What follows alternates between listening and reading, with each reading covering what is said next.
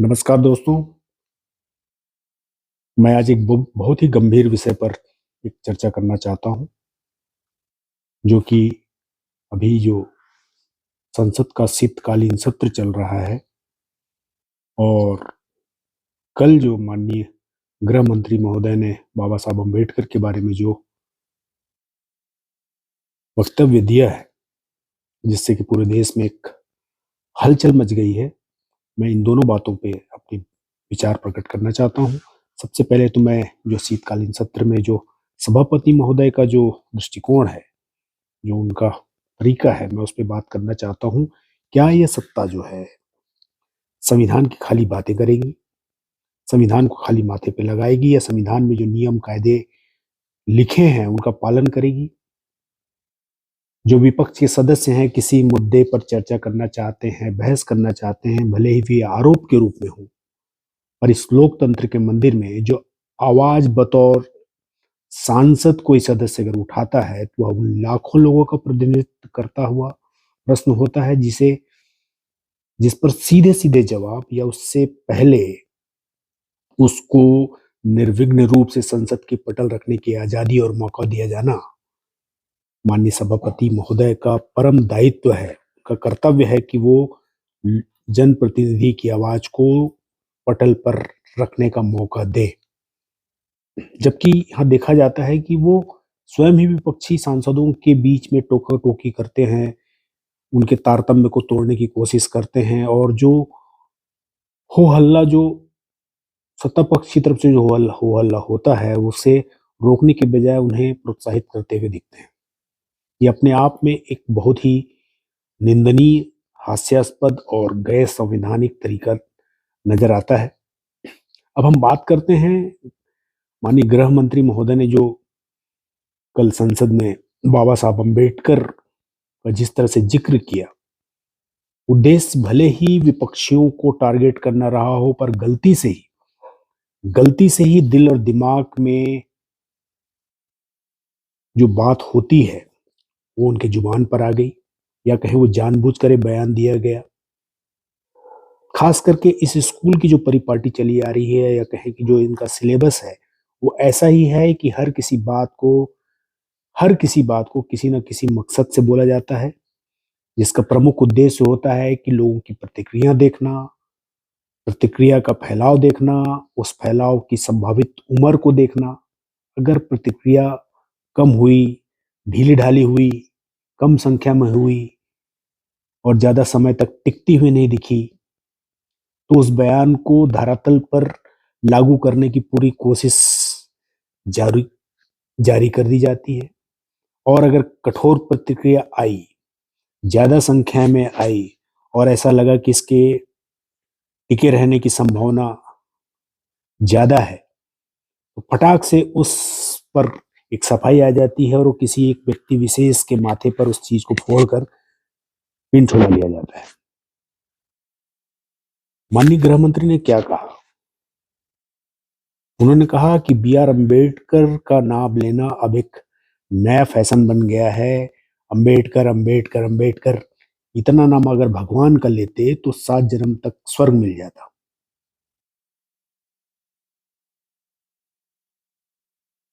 और बाबा साहब अम्बेडकर के नेहरू कैबिनेट से इस्तीफे दिए जाने को,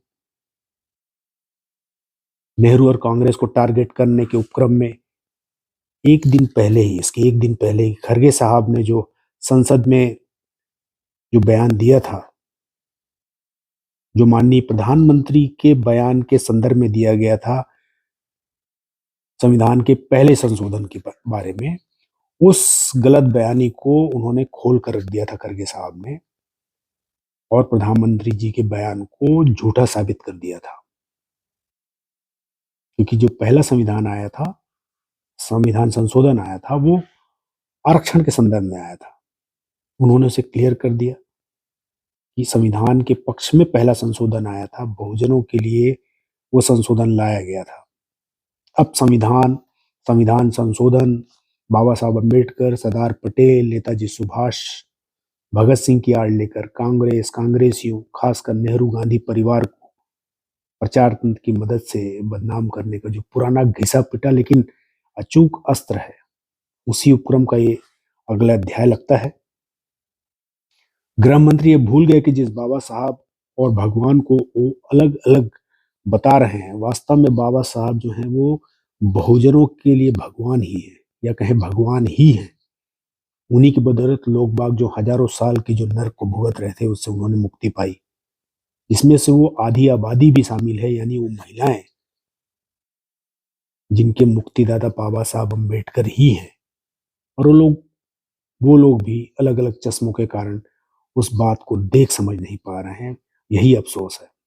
और यही नासमझी जो है संसद में और संसद के बाहर और हर जगह, जो वो छाती ठोक ठोक कर झूठ बोलते हैं, उनको ताकत देते हैं, वो यही नासमझी वो ताकत देती है। अब बात करें कांग्रेस की, तो कांग्रेस ही थी जिन्होंने बाबा साहब अम्बेडकर को संसद में लाई, उन्हें संविधान प्रारूप समिति का अध्यक्ष बनाया। वरना बाबा साहब तो दूसरी पार्टी के थे, कांग्रेस के थे भी नहीं। वो स्वयं चुनाव हार चुके थे और वो बहुसंख्यकों का जो धर्म था, उसके घोर विरोधी थे। उसके बावजूद उनको संविधान सभा में लाया गया, अध्यक्ष बनाया गया, और संविधान सभा के सभी सदस्यों ने बहस के दरमियान अपने अपने पूर्वाग्रहों को तर्क के साथ बहस में लाने के बाद बाबा साहब की तार्किक और तथ्यात्मक विचारों को माना, और तब जाकर हमारा ये संविधान बना। पर आज की जो सत्ता है, जो आज की सत्ता है, बाबा साहब अम्बेडकर के संविधान का किस मुंह से बात करती है? उस संविधान की जिसमें लोकतंत्र का मतलब सिर्फ चुनाव, चुनाव का मतलब सिर्फ अंगणित, अंगणित का मतलब चुनाव आयोग से साठ गांठ कर या किसी भी तरीके से जीत, जीत का ठप्पा, और उस जीत को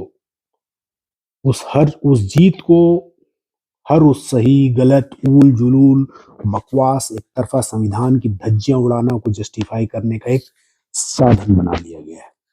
लोकतंत्र में सबकी आवाज, लोकतंत्र में सबकी आवाज यानी जो प्रतिनिधियों की आवाज है, संसद के भीतर और संसद के बाहर भी सुनना, अच्छे से सुनना, उसे समझना, उसका उचित जवाब या निराकरण करना हर सरकार का दायित्व है। जो लोग संविधान में किए गए संशोधनों को कांग्रेस का संविधान को कमजोर करने का उपकरण बता रहे हैं, कह रहे हैं, वह सीधे तौर पर मीडिया के द्वारा, क्योंकि मीडिया सीधे तौर पर जनता के प्रति तो जवाब दे रही नहीं है, न ही खबरों को सही गलत के तौर पर प्रचारित करती है, बल्कि तोड़ मरोड़ कर अपने मालिक और मालिक के दोस्तों की हर बात को बार बार दिखाकर जनता को भ्रमित कर उन जानकारियों से, उन प्रमुख मुद्दों से जनता को भटकाने का काम करती है।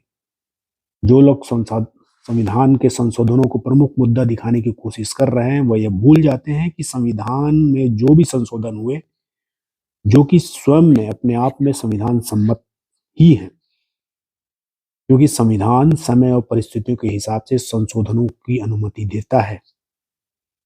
पर संविधान की प्रस्तावना में किसी भी संशोधन की गुंजाइश नहीं रखी गई है। अब यहीं पर बात आती है कि जब सेकुलरिज्म जो बाद में जोड़ा गया प्रस्तावना में, कि उसे कैसे जोड़ दिया गया। तो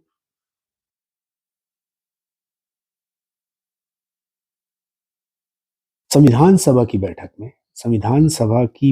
में इस पर बहुत गहन चर्चा हुई कि इसे सेकुलरिज्म को प्रस्तावना में रखा जाए कि नहीं। और इसका जो प्रस्ताव था वो केटी शाह साहब ने रखा था। उन्होंने मुखर होकर इस पे बात कही थी, जिसे डॉक्टर अम्बेडकर ने बहस में यह कहकर कि इसे लिखने की जरूरत नहीं है। उन्होंने कहा कि इसे लिखने की जरूरत नहीं है, क्योंकि सेकुलरिज्म लिखित तौर पर संविधान में कई सारी धाराओं में अपने आप ही परिलक्षित होता है,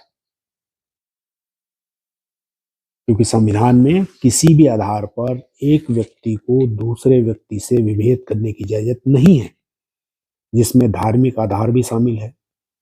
संविधान निर्माताओं की मंशा को ही पुख्ता करने के लिए सेकुलरिज्म को बाद में जोड़ा गया, क्योंकि इस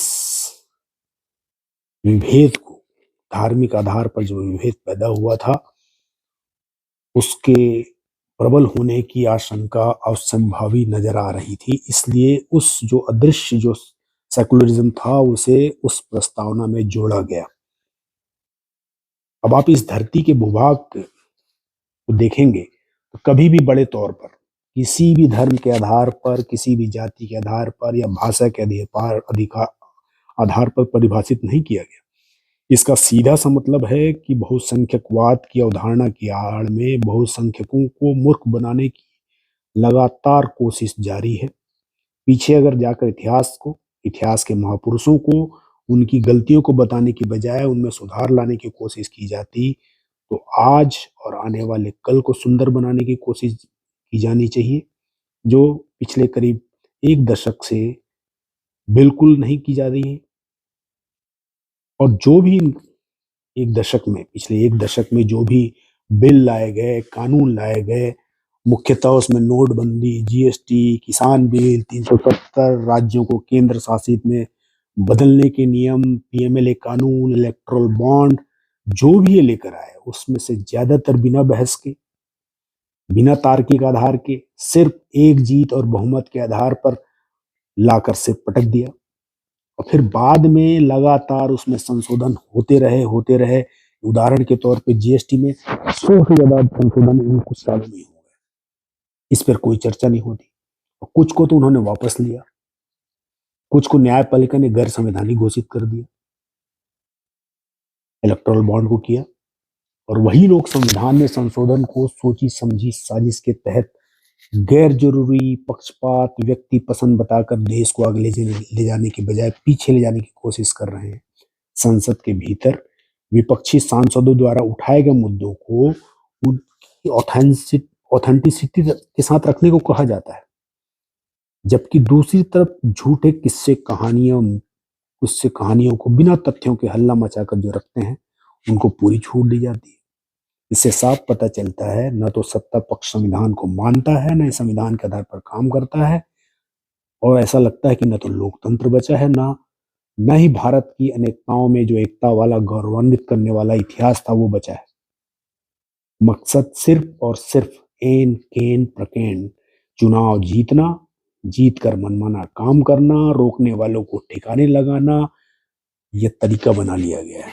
संविधान की कोई पूजा नहीं करनी है, न ही उसे कोई आसमानी किताब बताना है। संविधान आत्मा है, न कि शरीर। मंशा यही है कि इनकी मंशा यही है कि संविधान को सोने की ताबूत में सोने का लेप लगाकर सजा कर रख दें और 26 नवंबर 1949 के पहले जो होता था वो लागू कर दें। और विपक्ष जो है हर बार, ये कमजोरी यहां पर भी है, विपक्ष हर बार इस ट्रैप में आ जाता है, या कहें कि वहां जो उनके साथ जो स्लीपर सेल मौजूद है वो ट्रैप में ले जाने का पूरा जतन कर लेता है। माफी मांगो, इस्तीफा दो, क्या है ये? क्या है? कोई पहली बार नहीं है। जब पहली बार प्रतिबंध लगाया गया था गांधी जी की हत्या के बाद, उसके बाद भी माफी मांगी गई थी। इस ढोंग से बचना होगा। ये हर बार एक लिटमस टेस्ट लेकर आते हैं, उस लिटमस टेस्ट को समझना पड़ेगा और उसको उन आम जनों को समझाना होगा, खासकर बहुजनों को, महिलाओं को, अल्पसंख्यकों को इस हकीकत से रूबरू कराना होगा। जब कोई संविधान के खिलाफ बोलता है, राष्ट्रीय ध्वज के खिलाफ बोलता है, राष्ट्रीय चिन्ह के खिलाफ बोलता है, राष्ट्रीय प्रतीकों के खिलाफ बोलता है, और यहां तक आज तो देश के संवैधानिक पदों पे किसी जज के खिलाफ, प्रधानमंत्री जी के खिलाफ, गृह मंत्री जी के खिलाफ, किसी मुख्यमंत्री के खिलाफ बोलने पे उनको जेल भेज दिया जाता है, उनके पर तरह तरह की धाराएं लगा दी जाती हैं। तो संविधान निर्माता के खिलाफ अशोभनीय बात, गलत तरीके से बात, वो भी संसद की पटल पर कहने वाले पर क्या देशद्रोह की धारा नहीं लगनी चाहिए? लगनी चाहिए। लेकिन एक बात और है, जो सिलेबस है उस सिलेबस के हिसाब से इस हंगामे का मकसद कहीं कुछ बड़ा षड्यंत्र छुपाने का तो नहीं है। इसलिए सावधान हो जाएं, कहीं एक कवर कवर फायरिंग तो नहीं है, कुछ चीज निकालना हो और फायरिंग हो रही है और लोग जो हैं इस्तीफा मांग रहे हैं, सड़क पे आ गए हैं। तो सावधान इंडिया। और ये जो परिपाटी आ रही है वो समझना होगा, बाबा साहब उन बहुजनों के भगवान हैं, उन बहुसंख्यकों के भगवान हैं जिन्होंने सदियों तक नर्क झेला है। 7 जन्म स्वर्ग जाने की बात करने वालों को इस चीज को समझना चाहिए। और जो नेतृत्व है, शीर्ष नेतृत्व है, उस पे इस पर अगर उनकी मंशा है, चाहे झूठी मंशा दिखाने के लिए सही, लेकिन एक कठोर कदम उठाकर दिखाना होगा। और जो विपक्ष है, सिर्फ कि माफी मांगने से, उनको इस्तीफा लेने से बात रुकने वाली नहीं है, न रुकनी चाहिए। नमस्कार।